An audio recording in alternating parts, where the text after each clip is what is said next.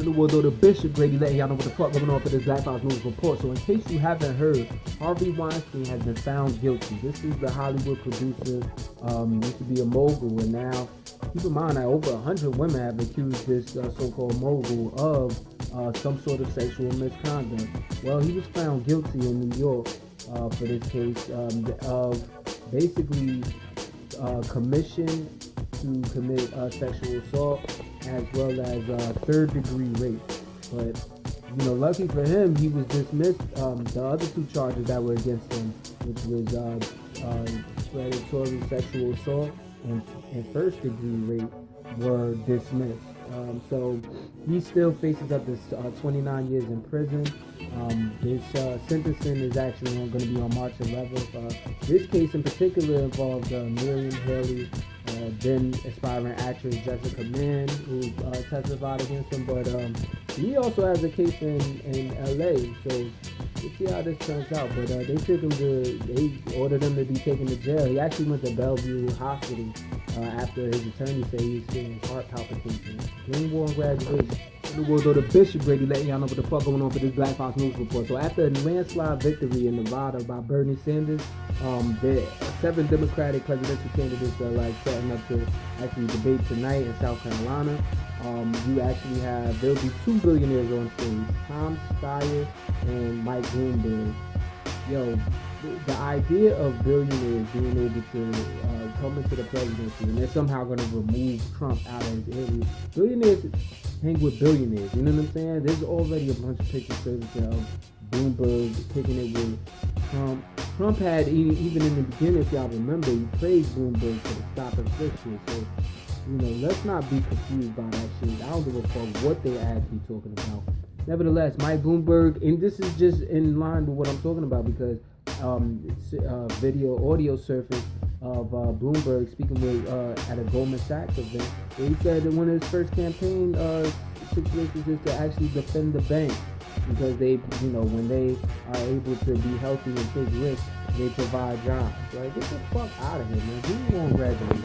The world of the Bishop Grady letting y'all know what the fuck going on for this Black House News Report. So over in India, actually, you had in the capital, New Delhi, where Trump is actually on an official visit. I told y'all yesterday how he was basically announced, him and Prime Minister Narendra Modi announced a $3.5 billion weapons deal.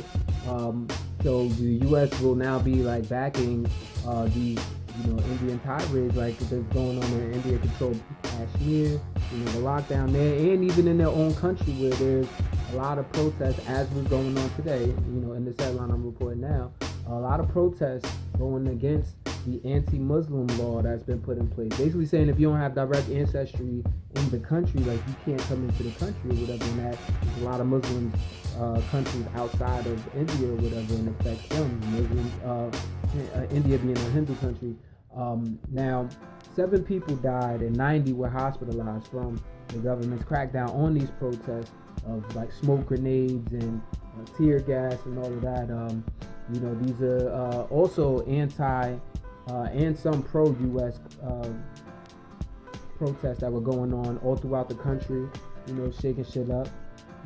Meanwhile, Trump actually gave an announcement or gave a speech from New Delhi, and he was calling outwardly for Justice Sotomayor and Justice Ruth Bader Ginsburg back here in the U.S. on the Supreme Court to recuse themselves from cases that are Trump-related. Keep in mind, both of these women are, I guess you could say, left-leaning. Justices aren't really supposed to have a political affiliation, but you could kind of see based on how they're voting.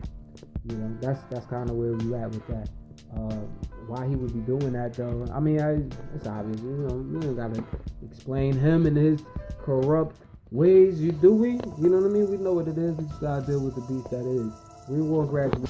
In the world of the Bishop Grady letting y'all know what the fuck going on for this Black House News Report. So former Egyptian dictator Hosni Mubarak died at age 91. Egyptian Newz actually released that today, and they basically said, so this is somebody that actually ruled as dictator for 30 years up until 2011, when you remember they had the Arab Spring. A lot of Arab nations had uprisings and regime changes, and in 2011 he tried to crack down on said uprising that actually left hundreds of people killed. But nevertheless, he was forced to step down from his position. He was then jailed for 6 years, but he was actually acquitted of all charges back in 2017. And he was only alive for a little bit since then, and has died only less than a year after his successor Mohamed Morsi. He died last June, collapsed in court. I told y'all about that. Green Wall graduation. The Bishop Grady letting y'all know what the fuck going on for this Black Fox News Report, man. Make sure y'all check out my mixtape too, at @still_I grind, man. You can find it on Instagram. It's not on that picture, none of that shit. This is a video mixtape, setting the precedent for my album that's coming out, Still I Grind. But the mixtape is flames too, man. Most creative thing that's out there on the web, on the net, on the social media world, all of that shit, man. Make sure you check out Straight Heat, man. Now, over in Britain, actually, you actually have a court that has just begun deliberations on whether Julian Assange, the founder of WikiLeaks, would actually be extradited to the United States, where he is facing espionage charges, which is very unusual for a journalist, but espionage charges and up to 175 years in prison for basically using WikiLeaks to expose a bunch of data that showed that U.S. war crimes in Iraq and Afghanistan. So, keep that in mind. They probably won't have a verdict till summertime though. Green Wall graduation. The New World, the Bishop Grady letting y'all know what the fuck going on for this Black Fox News Report. Make sure you check out my petition. Get Donald Trump off Twitter. On the change.org link in the video description. If you're watching this on YouTube or on my Instagram account, GradyGrant716, you'll see the link and it takes you to the petition where it lays out exactly why it should be removed from their platform. You know what I mean? Check it out. Don't at me. Now, as far as this coronavirus thing, this situation is getting live, and on Monday, yesterday, the White House had actually requested $1.25 billion in emergency funding to deal with the crisis. And they also said that they're going to pull $500 million that was supposed to be used to protect us from the Ebola virus. So the House Appropriations Committee said was like, in quotes, profoundly disturbing. So that's $1.75 billion that's going to be used to combat the virus. Now, I don't know necessarily how to scale it, whether it's too much or too little or whatever, but anytime we talking billions, that's just a lot of money to me. What is this going to be used for? You know what I'm saying?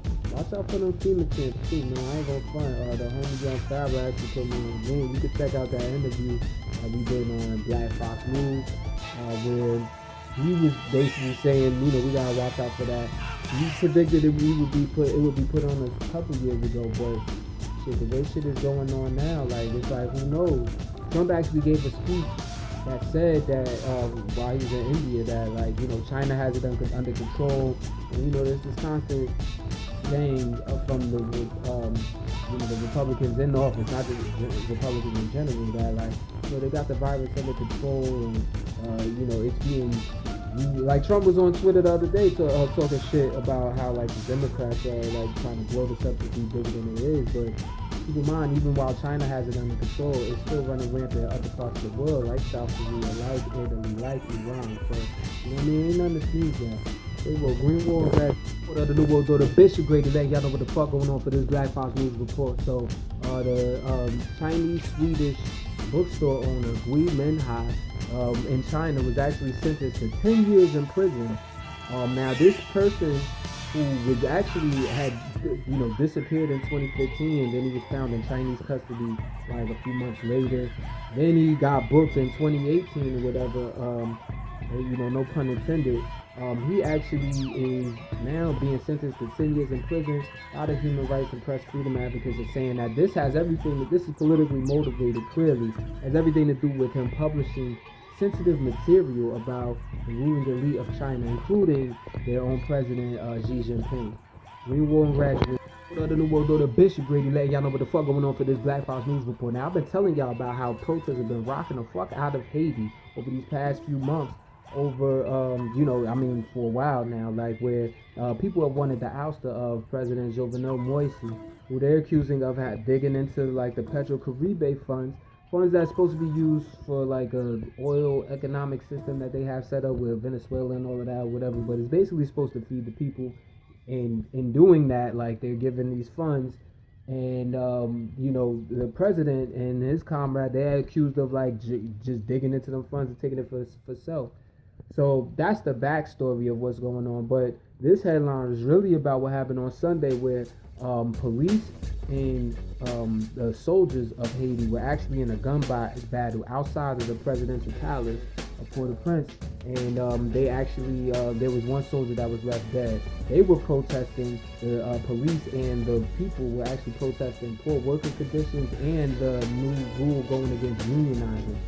Carnival events for Port-au-Prince were actually canceled, and there's a United Nations envoy to Haiti that actually warned that the ongoing problems in Haiti is actually pushing it towards a deeper recession, and actually, defunding, weakening the national institutions, including the police force, and it's actually putting 4.6 million people in need of humanitarian aid. So shit is real over there. The people aren't eating, they're starving, and they're not really, even the people that are working real jobs like the police officers, whatever, they ain't really getting paid enough to support themselves. So shit is real crazy out there. Green War Rally. The New World Order Bishop Brady, y'all know what the fuck going on for this Black Fox News Report. So 10 members, that's 5 plus another 5, were the Tyendinaga Mohawk Nation were actually arrested in Ontario, Canada, after activists were forcibly removed from setting up a blockade on one of these railway trains. One of these railways, for the trains, I think the Canadian National Railway specifically. But nevertheless, they're standing in solidarity with the Wet'suwet'en Nation, whose land is being trampled upon in the building of the Trans-Canada, the 400-mile Trans-Canada Coastal GasLink oil pipeline. And so, the saga continues. A lot of people standing in solidarity with the Wet'suwet'ens have been blocking railways across Canada. So this might not be the last time you hear something like this. Green War and Graduation. The world, though, the Bishop Grady letting y'all know what the fuck going on for this Black Fox News Report. So over in Australia, actually, Norwegian oil company known as Equinor, they've actually backed out of plans of creating this deep water drill in the Great Australian Bight Marine Park. Essentially, this is an area where indigenous leaders, activists, and locals have been like fighting to actually get this marine park to be recognized as a World Heritage Site and trying to protect it or whatever. And Equinor becomes like the third largest company, the third largest oil company to even back out of doing some deep water drilling in that area. The other two being BP and Chevron. So, don't let anybody tell you that activism and protesting and all that does nothing. I mean, granted, these people will have campaigned for a very long time to get this place respected, but you see how it shook it made these billion-dollar companies moving a certain way. You know what I'm saying? Powers with the people. Recognize that. Green War and Graduation. The New World Order Bishop Grady letting y'all know what the fuck going on for this Black Fox News Report. This my mirror, so when something's uneven, I gotta see it, I gotta deal with it. And plus, I'm a Libra, so it's gotta happen. But nevertheless, JP Morgan Chase, I mean, again, don't let anybody tell you that, protesting and all that doesn't change anything. Remember I told y'all they was protesting heavy up in Seattle at the JP Morgan Chase Bank downtown?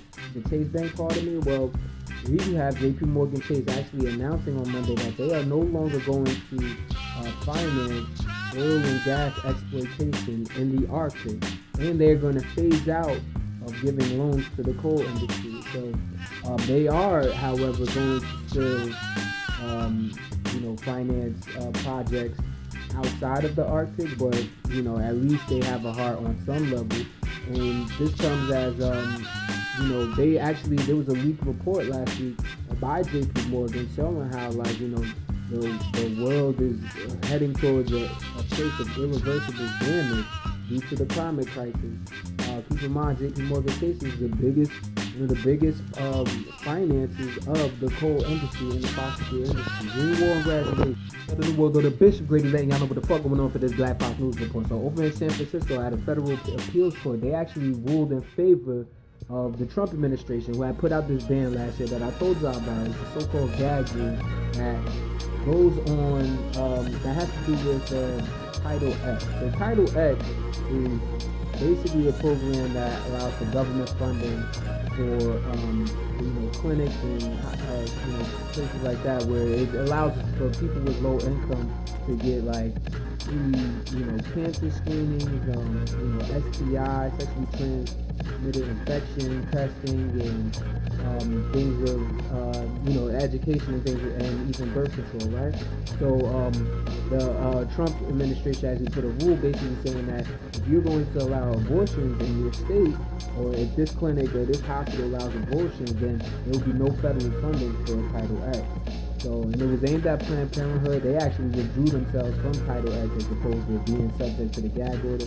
And now San Francisco has, in the federal court there, has appealed, has ruled in favor of the gag order. So, that's still in place, even after 3 lower courts had put injunctions on the order. Greenwald and Graduate. The new world, the Bishop Grady letting y'all know what the fuck going on for this Black House News Report. So, Bernie Sanders, Vermont Senator, presidential front runner on the Democratic side for 2020, but he's really always been an independent. He used to be an independent before he ran for president 4 years ago.